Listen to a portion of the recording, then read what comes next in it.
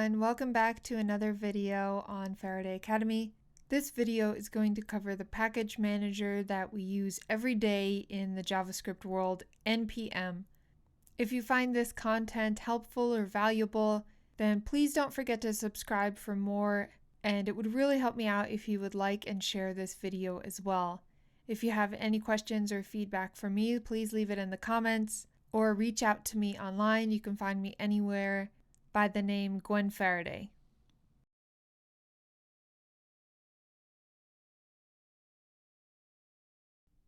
A lot of people think that NPM stands for Node Package Manager, and it did used to be known as that when it was first created back in 2009. But actually now NPM is a private company and doesn't stand for anything. That's why they kind of make fun of this and put random words up here that NPM could stand for, like no potty mouths. If I click again, then I get something else, and again, and you get the idea. They kind of poke fun at it. And even if you click here, just for fun, they make it upside down and reversed. Now, this company NPM provides several different services, including this website here, the free open source registry, the CLI, and all of the documentation for these products. They also offer private repository upgrades and enterprise services, but I'm going to stick to talking about their free community tools in this video. Of course, you're going to need Npm installed locally. The good thing about that is that you might already have it if you have Node, since Npm comes packaged with all modern Node installs. There's really no reason to install it without Node unless you have a very specific use case. I'm not going to walk through the download and install of Node because it's going to differ a little bit based off of what operating system you have. But if you go to nodejs.org, it will walk you through the steps for whatever OS you have. And then you can just get the recommended version, which is now 12.16 as of creating this video. Now, some packages that you install together will keep the same version, but Node and Npm are actually entirely separate, so they have different versions. For example, the version of Node that I'm using right now is 10.16, and the version of Npm is 6.13. And just checking the version here is a good way to see if it's installed correctly and working on your system. So the first CLI option let's look at is the help option. So as you're working through examples, you can always come here and see a list of all the commands that you have available to you on Npm, as well as some information like the version number and the name of the config file and where it's located. We're going to look at the npm config file in a minute. If you want to get help on a single command, you can type in npm and the name of the command. In this case, I'll do init, and then -h. Now this H flag is short for help. So if you hit enter, it will show you all of the options that you have to work with this particular command. So you have access to use all of these flags, as well as some scopes, and then it references the aliases. Now you might say, well, this isn't that helpful if you don't already know what the command does. And that's true. This is more of a quick reference if you can't remember or can't think of what options init has. You can come here and say, okay, well, I can use force or scope or whatever. But if you want more detail, then you need to look in the CLI documentation, where it goes through a detailed description of exactly what this command does and what all of the flags and options do as well. Now let's look at how you use npm in a project. So I'm in a test project right now with only one file. And in the file, it's only a hello world. So I'm going to go ahead and initialize this as an npm project by using the npm command init that we just looked at. Npm init and enter. And now it's going to ask me a series of questions. The first one is the package name. Now it's giving me the name test project by default because that's the name of the folder. But it's in parentheses because I can type something else here if I want. But I'm just going to leave the default and press enter.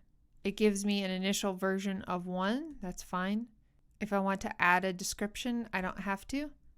Now, since it already found a JavaScript file in the folder, it's asking if that's the file that I want to use as the entry point to my application. So again, because it's in parentheses, that's the default, but I can change it if I want to. I'm just going to hit enter and use the default. Don't want a test command, git repository, keywords. Default license is MIT. I'm going to keep that. Then it asks me, is this okay? So if I hit enter, that means yes. So I hit enter. And now I've initialized this npm package. So now if I look at my folder, I have a second file called package.json. If I look in that file, then it shows all of the things that I entered from those questions, as well as some different information. This wasn't a default, but it still shows up here. And then it also has my name, which it populated without asking me in those questions. So I'll show you where that comes from in a minute. I'm going to exit out of this. And now I will remove the package.json file. So you can see there's only app.js right now. And now I'm going to do the same thing, npm init, but this time I'm going to use --es or just -y for short. By the way, if you ever see those commands with 2 hyphens, then a lot of the time there is a short version with just 1 hyphen and the first letter of the term. You see this with git commands as well. So that stands for yes, and I'm going to hit enter. And now see, instead of asking me if these options are okay, it's just assuming these defaults and printing it out. And if I look in the directory, I have a package.json again. So that's just a short version of creating the package.json. Now I'm going to install an npm package. So I'm going to come here and look for the most popular web library of all time, Jquery. And you can see a lot of information about this library, including, importantly, what other libraries this one depends on, which in Jquery's case is 0 other libraries. And then some information, usually links to API documentation, the website repository, etc. And a lot of other nice information like when it was last updated. For right now, I'm just worried about the install, so I see it's called Jquery. And lately, I've been coming here to get the exact name of the npm package, just so I don't mistype it and get something I don't want, like a phony package that might be trying to steal my information or something like that. I don't think it happens very often at all, but just to be safe and so I get the right package that I want, the easiest thing to do is just come here and copy the command. So once I clicked on it, it copies to clipboard automatically. And now in my terminal, I will paste that and hit enter. Great, it's installed. And now I'm going to look at my package.json file, and I have Jquery listed here. Now packages install in the latest stable version or the version that you choose. The way these versions work is that the first number means the major release, and it's usually what people are referring to if they say version 1, version 2, version 3. So this would be Jquery version 3. But then because there are updates other than major releases, they have minor releases and also patches, bug fixes, security updates, things like that. Now on your machine, you might see something like this with the caret or maybe a tilde. And that basically means when you're re-downloading and installing packages that these last 2 numbers might change. In the case of the tilde, it will always look for the latest patch on the Jquery version. So it would be fine with installing any number after this last period here. Now, if you have a caret, then that means it's going to look for the latest minor version and install it. Well, you might think that the minor version might break your code. Why would it pull a different version than what you have listed here? Well, in semantic versioning, minor versions are not supposed to break code. Only major versions are supposed to have breaking changes. And minor versions can start to give deprecation warnings to prepare for upgrade, introduce new APIs, but they're not supposed to fully remove old APIs. So theoretically, it should not break your code to update minor versions and patches. Unfortunately, not all library creators follow this standard all the time. Most do, but not all. I've ran into a few problems in the past, and that's why I've set up my NPM to no longer use the tilde or the caret, just install the version that it is. I can see what version I've installed there, and then I can check for updates whenever I want. Save that. And now looking in my directory, Because I've installed a file now, npm creates two other things, a package lock file, as well as this node modules directory. The node modules contains a folder for every single package that I have installed. Since I've already installed Jquery, there is a Jquery folder. And when I install more packages, there will also be folders for those packages and any additional packages that the packages I install depend on. Those are also automatically installed and placed in the node modules folder.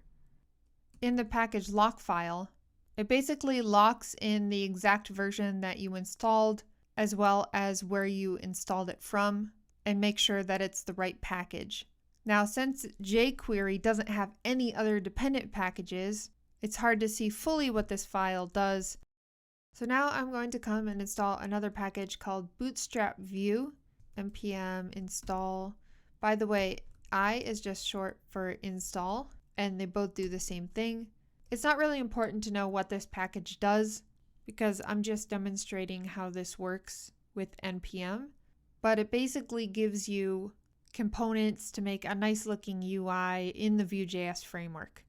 Now, I want to point something out. If you see answers on Stack Overflow and other places, you might see an option added onto the end, -s or --save. This is basically something you had to do several years ago, when you had to use this flag to tell npm to save the name and version number of your package that you're installing in the dependencies list in the package.json file. Now that's the default behavior of npm, so you no longer need to add this save flag. It basically does nothing now. So I can just npm install bootstrap view. And now if I look in my package.json, I have bootstrap view. And in my package lock.json, I actually have a lot more packages than just the one I installed. For example, this view functional data merge didn't install that, didn't install this one, supports color, portal view, popper.js, node fetch, there's a whole bunch. Now, how did these get in the file? Since I've only installed Jquery and Bootstrap View. Well, these other libraries are dependencies of Bootstrap View. So now they're in this file and their versions are locked as well. So let's look at another type of dependency called a dev dependency, which are basically dependencies that you only need for developing your application, but you aren't going to ship them to production and include them in the final bundle of your code. Things like, for example, testing and linting, and your file bundler, Sass compiling, etc. So I'm going to install this package for linting called ESLint. Of course, I don't need it in production, so I'm going to give it a development flag. Now this flag is a bit longer. It's --save-dev to let it know that it's a development dependency, or I can just do -D, short for save dev, and I'll click enter. And now I have an additional list of dependencies here called development dependencies with ESLint inside because I gave it that development flag. Now it's also in my node modules. If I look for ESLint, you can see I have all of the ESLint packages. And you can also see that I probably have hundreds of dependencies that weren't directly installed, but installed by a package that I installed, also called peer dependencies. So yeah, there's a lot of stuff in there now. And basically what happens is the node modules folder gets to be so big with so many hundreds or thousands of packages in it that you never really want to check it into your source control. So when you look on GitHub, you find a JavaScript project, you'll probably see a package.json file, but you won't see a node modules file. That's because node modules are something you install locally. It's too big and cumbersome to store them in the cloud most of the time, or on a website like GitHub. So here I'm going to delete my node modules, rmrf node modules. And now I don't have node modules anymore, but I can reinstall it because I have the packages that I want to install listed in my package.json. So npm can take that list and reconstruct everything that I had in my node modules. And I can do that by just typing in npm install with no other arguments, or npm I for short. And now you can see I have node modules back with all of the same files that I had before. Now this is also where the tilde and caret might come into play, because if I had typed in npm install and I had this caret here, for example, then when npm is pulling in the package, it would actually look for the latest minor version here. So if Bootstrap Vue had released 2.7, then it would have installed a different version than what I have listed here. Of course, if you want to, you can also install the exact version of a package. For example, if I want to install Vue.js at version 2.5.1, npm will pull down that exact package version for me. And I can see that in the package.json, it got the exact version that I asked for. Now, by default, if you don't specify a version, then npm will pull in the latest stable version. If you want something like an alpha or a beta or an RC version, then you can either denote the exact version that you want, or you can use something called a tag. So let's look at the Vue library and the versions on npm, and it shows something called tags. Now this version that's been out for a while, 2, is under the latest tag. So I'll show you how to use that tag. First of all, I'm going to uninstall Vue with npm uninstall Vue. That will remove the package from my package.json as well as node modules. And now if I look in the package.json, I can see there's no Vue here. And now I can reinstall it. So I'll put npm install Vue and then at latest. And you can see it installs that same version that was in the latest tag, 2.6.11. So what if I want this alpha version? I'm going to copy it here. You can see that it's under the tag of next. So you can use these tags the same way I just used latest. You can use these tags to install the related version. If you want to, you can also install any of these other older versions that don't have a tag associated with it either. So let's go back to the terminal and I will uninstall Vue again. And now I will npm install Vue at, and now here I can say at this version number 3.0.0-alpha 8. So I could do that, or, and this is very common with front-end frameworks or just JavaScript frameworks in general, they give you that with a next tag, meaning that a new version that's coming out but not quite ready for production is aliased under this next tag. So let's try installing this. And now check out the package.json. And you can see that instead of installing the latest stable version 2.6.1, it's installed alpha 8. So this is actually a package that I installed off camera, but I just wanted to use it to illustrate namespacing in npm. A namespace is basically this at some kind of word and then a /, then the actual package name. So this namespace right here could be somebody's username on npm, or it can be an organization name. So let's say you publish a lot of npm packages. You could have all of your npm packages start with at your username and then /. This prevents namespace conflicts, and it can also let people know that it's an official package. For example, if we look at Vue official packages now, you can see that they're namespaced in the Vue.js organization. They all start with @Vue, meaning all of these packages are published by the same organization. And you can see the same thing with @Angular. Angular publishes all of these packages as well. The npm CLI actually lets you install packages that are not located in the npm repository. Most commonly, this will be from a Git repository like GitHub. So I'm going to try installing a package. So I'm doing npm install and then the URL of where this project is located on GitHub. Hit enter. And now I'll look in the package.json.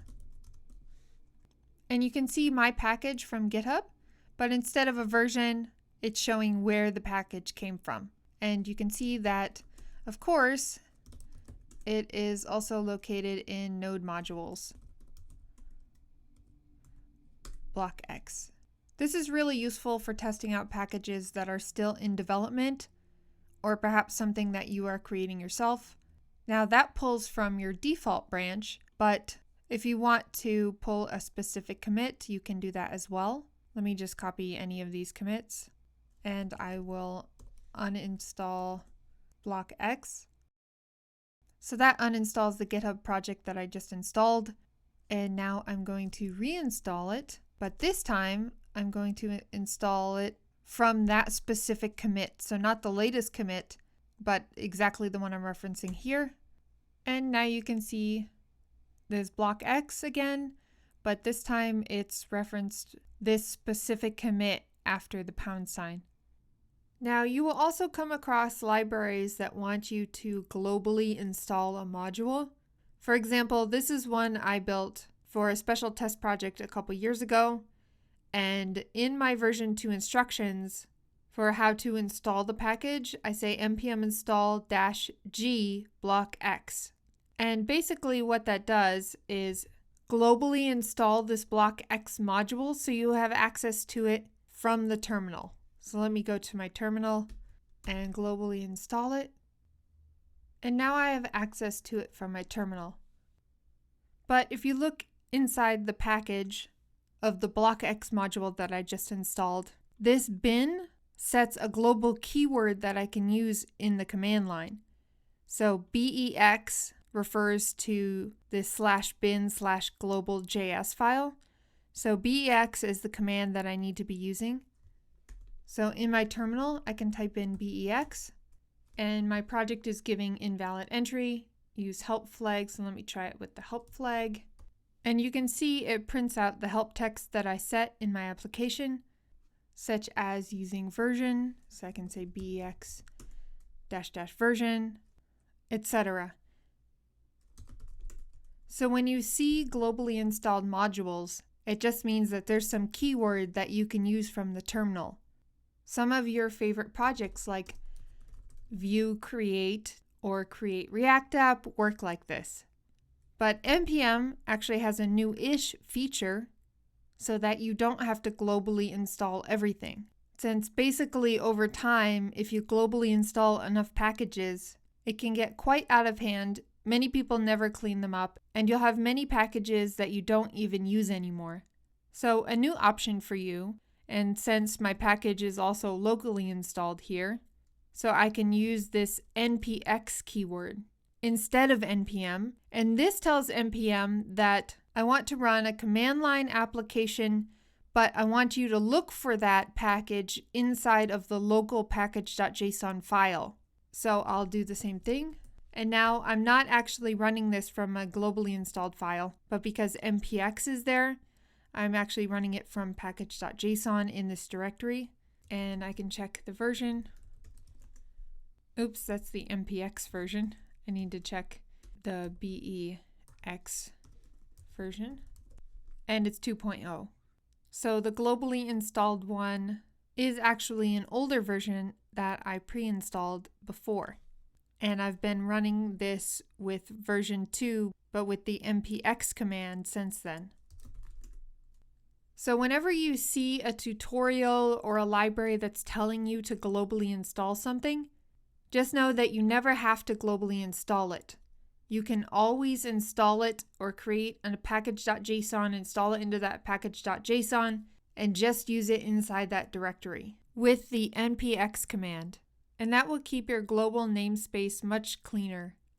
So we've looked at different versions, installing by tag like latest or next, installing outside of the npm repository, as well as namespacing, which are all the basic things that you're going to be doing with npm. I do encourage you though to look at the npm install documentation, as there is a lot of information about npm install as well as specific shortcuts and more options than what I just showed you. Now, if you're wondering what this is and why there's something before the / here, npm basically allows you to namespace packages. And you'll see this a lot with robust libraries and frameworks in JavaScript. A namespace can either be an organization name or a username. So Vue, the organization, has @Vue for the namespace, and their packages are prefixed with that / and then the package name. If my username is GwenF and I wanted to namespace an NPM package, then mine would be @GwenF / whatever the package name is for all of my packages. Now, how do you know what's in the global namespace or in your local namespace? Well, NPM has commands for that as well. So it has a list command. If you do npm list, you can see that it lists not only things I've installed like these, but also all of the peer dependencies in this tree. If I just want to see the packages that I've installed in this package.json locally, I can do npm list depth of 0. And these are the packages I've installed. If I change that to a depth of 1, then it's the packages that I've installed plus the ones they installed, and so on. You can go to depth of 2, 3, 4, and it will show all the packages required by these packages and then those packages until it gets to the end of the tree. And this is the same for global packages. So I can do npm list-g to show all of the global packages. Now for this, I'm just going to do a depth of 0. And you can see these are the ones I have globally installed, and you can traverse the tree in the same way with npm list. What about updating packages? So to update packages, you should first check if they're outdated. So first you can do npm outdated -g to check the global packages. Now this might seem confusing, but this wanted column simply matches the current column, even though the latest column has different versions for all of these. So if I want to upgrade a package to latest, I can do npm install globally and then the package name, which let me take Claudia, and do @latest. And now let me check for outdated again. And now Claudia is not on the list. Now I'll check outdated packages in my local file. And I could do the same thing here as well. Compare wanted versus current, see the versions, either manually update package by package, or I can just run npm update. Although npm update won't do anything here, because the idea of npm update is it takes the package versions in your wanted column and will update your packages to those versions. Since everything in my current column matches the wanted column here, then it's not going to update to anything. To illustrate this, I'm going to install Jquery at a specific version, which I know to be an out-of-date version. So I'm going to say 3.4.0, enter. And now I'm going to go into my package.json and see that Jquery is 3.4.0. So I'll come down here to add a caret, which will allow npm update to be able to update to the latest version. I'll get out of there. Now let me run npm outdated. And now you can see with Jquery, it's showing that the wanted version has a different patch number from the current version. So now let me run npm update, and you can see that Jquery was updated. So now I'll run outdated again, and Jquery is no longer on the list because it was updated automatically with the npm update command. If I'm working on a personal project, then I feel okay updating a bunch of things at once. If I'm working for a client or a company, then I usually look at this list and then look at the packages one at a time and make sure each one is working as I update. It can get very complicated to keep packages up to date when you're working in a large project. So just something useful that I've found over my time as a developer, and that was recommended to me as well, was to try to have 1 or maybe 2 people on a team that are responsible for keeping packages up to date and making sure that everything is still working well together after you update packages. You saw earlier that my package.json had my name and information and other defaults in it already. So where does that come from? You can see these options if you do npm config with the list argument. It lets you somewhat neatly see all of the options, including this save exact option that I've set. Like I told you, I don't save packages with the caret or tilde. It also has my username and other information. If I want to edit this information, it's in an npm config file called npm rc. So I can go directly to the file if I want, and then I see the same information. Now the reason why when I did list it didn't show all of this extra stuff is because this semicolon actually means it's commented out. So these are all the options that I could set if I wanted to. So I could uncomment these and then set the option to whatever I wanted. And then it would show up in that npm config list command. Another way you can access this file that's actually easier is through an npm shortcut. So npm config edit, and it opens this npm rc file for me, so I don't have to remember where it is. I think this is the easiest way to edit these items, but there are also getter and setter functions if you want to edit these without coming into this file. For example, I can do npm config with the get argument, pass it init author name, and then it gets my author name, and you get the idea. I don't think you will use this that much because it's so much easier just to go into the whole file, edit what you need to, and save, than it is to look up these npm config commands and do each one individually. And there are many other options you can use with npm config. Like I said, CRUD operations, the list command, edit command, etc. That's almost everything I wanted to cover in this video. I'm just going to bring up one more thing before I end this, and that's audits. Because of course code running on our machines and in production can have security vulnerabilities. So I'm going to install an older package here. Let me install Jquery at version 1. And you can see it kind of warns me here. So I found 4 vulnerabilities. Of course, Jquery version 1 is a really old package, so you'd expect there to be some vulnerabilities. And I can actually check through the npm audit command. Now it says it found 4 vulnerabilities, too moderate, too high. Now some of these vulnerabilities can't be fixed. See, there's no patch available for this decompress package, which I didn't even install. It's a dependency of one of my packages. So that's why it says 2 vulnerabilities require manual review, which means I'll have to investigate and see how to fix that vulnerability. I have one in Axios, which is also a dependency of another package. And you can see these are both manual reviews down here. And up here, of course, Jquery is at 3.4.1. So it says I just need to update this package to resolve these 2 vulnerabilities. One is high and one is moderate. So I can either install that version myself, or I can run npm audit fix. So it's telling me here that npm audit fix didn't fix any of the 4 vulnerabilities because 2 vulnerabilities require manual review, and one of the packages, which is Jquery, could be updated for 2 vulnerabilities, but it wouldn't fix it automatically because it involves breaking changes. Of course, because it's across 2 major versions. So I can npm install Jquery at latest.